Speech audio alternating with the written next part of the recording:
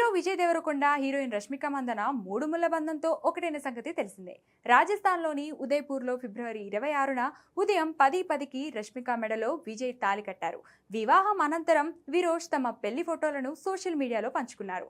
ఆ పిక్స్ నెట్టింట వైరల్ కాగా అభిమానులు కాంగ్రెస్ చెప్తున్నారు. విజయ్ రష్మిక గీతా గోవిందం డియర్ కామ్రేడ్ సినిమాల్లో కలిసి పనిచేసిన సంగతి తెలిసిందే.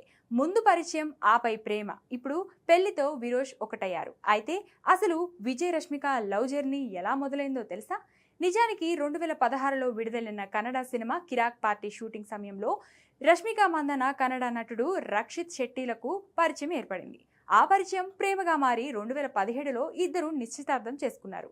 అయితే అదే సంవత్సరంలో వారి బంధం ముగిసింది. దీంతో తన కెరియర్ పై దృష్టి పెట్టిన రష్మిక తెలుగు చిత్రాల్లో అవకాశాలు అందుకుంది. చలో సినిమాతో టాలీవుడ్ ఎంట్రీ ఇవ్వగా ఆ తర్వాత 2018లో గీతా గోవిందం సినిమాలో విజయ్ దేవరకొండ సరసన నటించింది. ఆ సినిమా షూటింగ్ సమయంలోనే ఆమెకి హీరో విజయ్ దేవరకొండతో సాన్నిహిత్యం పెరిగింది. సినిమా కూడా భారీ విజయాన్ని సాధించడంతో ఈ జంటపై ప్రేక్షకుల దృష్టి మరింత పెరిగింది. ఆ తరువాత ఇద్దరు కలిసి డియర్ కామ్రేడ్ చిత్రంలో నటించారు. ఆ సమయంలో విరోష్ మధ్య బంధం మరింత బలపడింది. ఇక కోవిడ్ లాక్డౌన్ తర్వాత 2021లో ఇద్దరి మధ్య లవ్ అంటూ రూమర్లు వైరల్ అయ్యాయి. తరచూ ఇద్దరు ఒకే ప్రదేశాల్లో కనిపించడంతో ఊహాగానాలు మరింత బలపడ్డాయి. ఇన్ని చేసినా ఇద్దరు తాము లవ్లో ఉన్నారని ఏనాడు అధికారికంగా చెప్పలేదు.